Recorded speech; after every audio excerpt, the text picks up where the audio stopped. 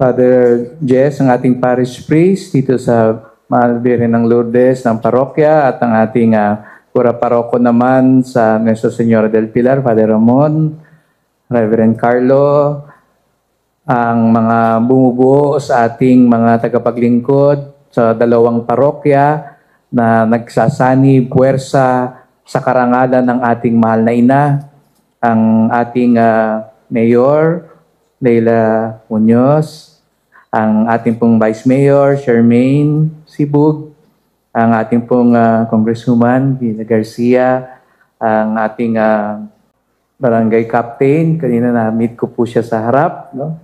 Minsan po si Chairman, no? Ayan po. At ang iba pa nating tagapaglingkod dito sa ating bayan, ng mga bumubuo, Sangguniang Bayan, at iba pang mga tagapaglingkod dito sa ating parokya.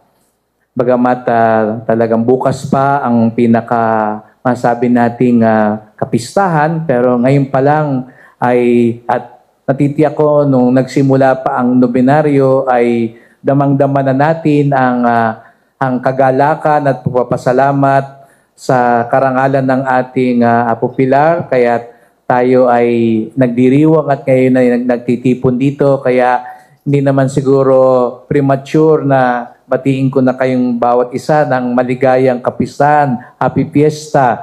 At batiin din natin ang bawat isa po ng Happy Fiesta. At bilang pagkaparangal sa ating mahal na ina, na Apo Pilar, bigyan natin siya ng masigabong palakpakan.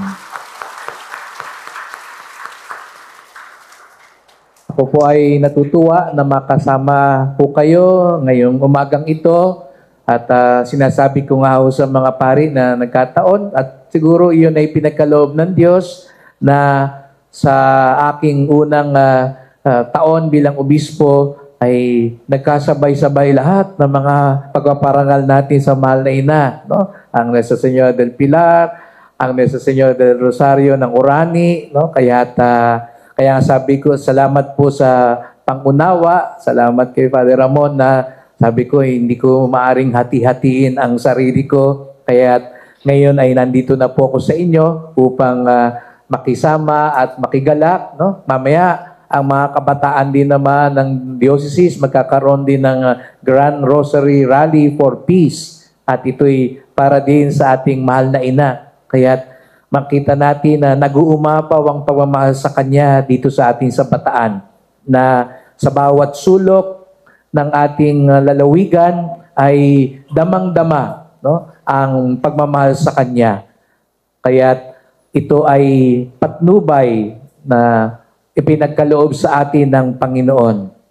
At sa ating pagdiriwang ngayong taon na ito ay bukod sa itong ating nakagawiang traslasyon ay, kung di ako nagkakamali, ay sa kauna-unahan ding pagkakataon ay tatawagin natin ang ating pagdiriwang na Kanlungan Festival.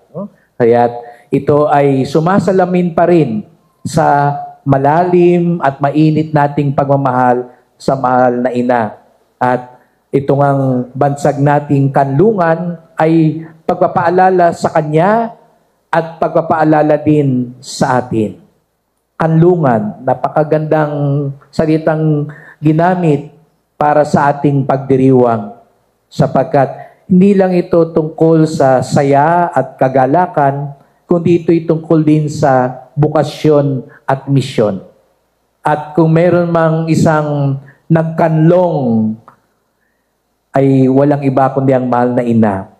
Sa unang pagbasa, narinig natin, si Haring David ay kanyang tinipon ng mga tao upang magbigay pugay sa kaban ng tipan. Noong unang panahon, sa lumang tipan, sa mga Israelita, ang kaban ng tipan ay napakahalaga sapagkat para sa kanila, yun ang sisidlan ng presensya ng Diyos.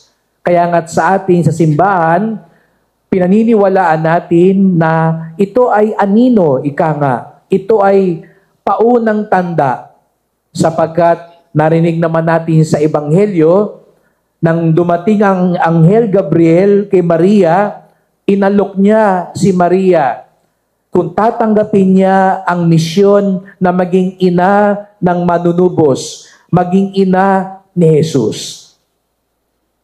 Kung kaya nga't sa pag-oo ni Maria, siya rin ay naging sisidlan. Sa kanyang sinapupunan, nanahan ang Diyos. Kaya nga't sa unang pagbasa, ang kaba ng Diyos, ang kaba ng tipan ang ginamit natin sapagkat simula't simula pa lamang ay naghahanap na rin ang Diyos. Biruin nyo, Diyos siya, pero naghahanap din siya ng kanlungan. Naghahanap siya ng mapagkakanlungan. At sa dinami-dami ng tao, ang pinili niya ay si Maria. Salamat kay Maria na pumayag siya kanlungin ang Diyos. Tanggapin si Jesus. Sapagkat bagamat siya'y Diyos, kailangan niya maging tao. Kaya nga, kailangan niyang kumanlong kay Maria.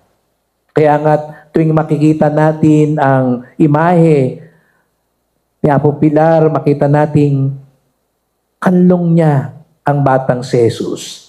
Sapagkat buong buhay niya, tinanggap niya si Jesus. Kinanlong niya si Jesus nung unang Pasko bilang sanggol. At natitiyak ko sa marami pang pagkakataon habang lumalaki si Jesus, ay kinanlong siya ni Maria. At tayo nga dito sa Bataan, nag-uumapaw ang pagmamahal natin kay Maria. At huwag tayong matakot. Minsan sinasabi tayo mga Katoliko, sobra-sobra naman kayong magmahal. Sobra-sobra na kayong magbigay-pugay kay Maria. Huwag kayong mag-alala. Walang sino man sa atin ang mas higit na makapagmamahal kay Maria kaysa kay Jesus. Hindi sobra ang pagmamahal natin sapagkat kahit kailanman walang makatatalo sa nag-uumapaw ni Jesus, na pagmamahal ni Jesus kay Maria. Sapagkat kung tayo tumatanaw ng utang na loob sa mga kumakanlong nagmamahal sa atin, paano pa kaya ang ating Panginoong Jesucristo? At hindi lang ang batang Jesus ang kinanlong ni Maria. Sa huling pagkakataon, kung matatandaan ninyo, kinanlong pa rin niya si Jesus nung siya ibinaba mula sa krus. Naalala niyo po yung imahe ng Lapieta. Isang makabagbag damdaming larawan ng isang ina na kinakanlong ang kanyang walang buhay na anak. Ngunit sa pagkakanlong na iyon, ipinapakita pa rin ni Maria ang kanyang lakas ng loob. Mahinahon, malakas, at patuloy na nagtitiwala sapagkat alam niya may plano ang Diyos. Ang pagkanlong niya kay Jesus ay pagtanggap niya sa plano ng Diyos. Kaya nga, sa ikalawang pagbasa, narinig naman natin, ang kinakanlong naman niya ay ang simbahan. Dahil nung nasa krus si Jesus, ibinili niya ang simbahan sa kanyang ina. At hindi ito kinalimutan ni Maria. Kaya nga narinig sa ikalawang pagbasa, nung bumalik na si Jesus sa langit, wala na siya. Ang mga alagad, nag-aalinlangan pa rin, nag-aantay sa Espiritu Santo. Sinong kanilang kasama? Sinong parang kumakanlong sa kanila? Si Maria. Kaya nga ito'y napakagandang paalala din sa atin. Kung papaano kinanlong ni Maria si Jesus, tayo rin ay kanyang kinakanlong. Tayo din ay kanyang tinatanggap. Tayo rin ay kanyang minamahal. Ngunit hindi po sana magtapos dito. Hindi magtapos sa kaligayahan, ay salamat, kinakanlong tayo ng mahal na ina. Hindi tayo mababayaan ng mahal na ina. Lalo na ngayon, samot-sari, may lindol, may bagyo, may baha, may sunog, maraming kalamidad. Marami rin tayong pinagdaraan ng mga pagsubok. Lalo tigit ngayon, kailangan nating ang pagkanlong ng mahal na ina. Kaya't pag lumalapit at dumudulog tayo sa Kanya, para bagang sinasabi natin, kanlungin mo kami, o mahal na ina. Pero sana sa pagkakanlong na iyon ng mahal na ina, tayo rin maging mapagkanlong. Sayang yung Kanlungan Festival kung sa bandang huli, hindi tayo mapagkanlong din, katulad ng mahal na ina. Kailan ba kumakanlong ang ina? Dalawang bagay lang na magsilbiring bukasyon natin bilang mga deboto ni Apo Pilar. Natatandaan ko kapag ako'y dumadalaw sa mga tahanan, kapag medyo nagmamaktol na yung bata, no? Ay nakita natin kinukuha na ng nanay at kinakanlong o nalulungkot o umiiyak. No? Ito yung pagkakataon na kinakanlong ang bata para kuminahon, para pumayapa. Kaya nga sabi ko kanina, napakaraming hamon ngayon. Marami na tayong kinakatakutan at pinangangambahan. Kaya lalo tigit kailangan nating ang pagkakanlong ni Maria. Pero wag lang tayo tumingin sa sarili natin. Marami ring mga tao ngayon ang nalulumbay, naguguluhan. Maraming mga pinagkakaabalahan. Kailangan din nilang mapayapa at maging mahinahon. Kaya nga kung tayo'y deboto ng mahal na ina, kanlungin din natin sila. Maging mapagmalasakit tayo sa ating kapwa. Dahil sa bandang huli, ang pamimintuho natin sa pagkakanlong sa mahal na ina ay dapat magturo din sa atin maging mapagkanlong. Kung tayo'y nagdadamayan, kung tayo'y nagtutulungan, kung tayo'y nagkakaisa, para din tayong kumakanlong sa isa't isa. Kaya ipagdasal natin na sa pagtakbo natin kay Maria upang kumanlong, pag may tumatakbo din sa atin, humihingi ng tulong, pag may lumalapit sa atin dahil naguguluhan, natatakot, nagugulumihanan sa buhay, tanggapin din natin. Kaya nga pinili dito sa Morong na ito yung maging pamagat ng inyong festival dahil sa kasaysayan ng bayan na ito, kumakanlong tayo. Marami tayong kinanlong mula sa mga dumating na mga misyonero, mula nung panahon ng gera, mula nung mga refugees na nagpunta rito, at ngayon sa iba't ibang mga dayo siguro, sabihin natin na nagsasapalaran sa buhay. At kahit mga kapwa kababayan natin na nangangailangan, kanlungin din natin sila kung tayo may tunay na pagmamahal sa mahal na ina. At hindi lang yung mga nalulumbay. Naalala ko rin po nung ako'y bata pa, mabuti na lang medyo matagal ako lumaki. No? Hanggang ngayon nga, umaasa pa rin akong lalaki pa rin ng konti pa. No? Pero naalala ko, kung meron mang isang pinagkakatuwaan at sinasabing buti na lang, di ka pa lumalaki, no?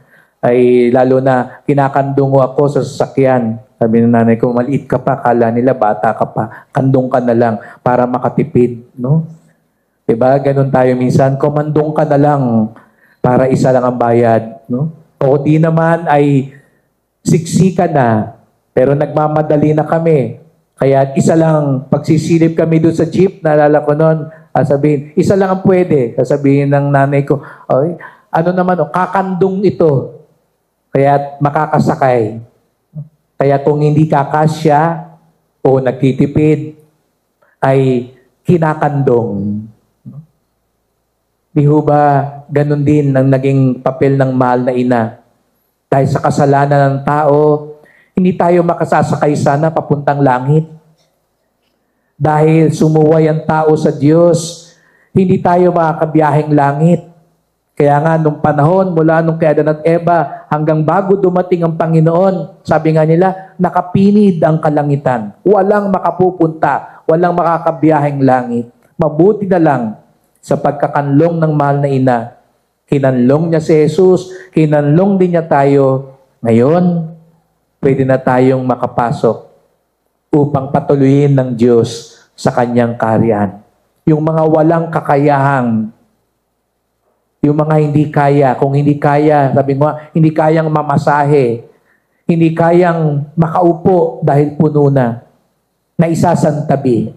At di ba sa lipunan natin, marami ring mga taong walang kakayahan dahil sa kahirapan, dahil sa kawalan ng pag-asa, dahil sila'y naitutulak na rin ng iba't ibang mga kadahilanan sa buhay. Sila rin sana abutin natin para sila rin makabiyahe, makapagpatuloy sa paglalakbay sa buhay. Sapagkat yun din ang ibig sabihin ng pagdedebosyon sa ating Apo Pilar. Siya na nagkanlong ay tumatawag din sa ating magkanlong. Kanlungin natin ang kalooban ng Diyos sa pagtalima at pagsunod. Kanlungin natin ang ating kapwa, lalo na ang mga natatakot, nangangailangan at walang kakayahan, upang sa gayon ang ating kapistahan ay tunay na maging daluyan ng grasya at pagpapala ng Diyos. Sa pagpapatuloy ng misang ito, patuloy nating pasalamatan ng Panginoon na merong nagkanlong at nagkakanlong sa atin. At hilingin natin sa Panginoon, katulad ng mahal na ina, tayo rin maging mapagkanlong sa isa't isa. Amen.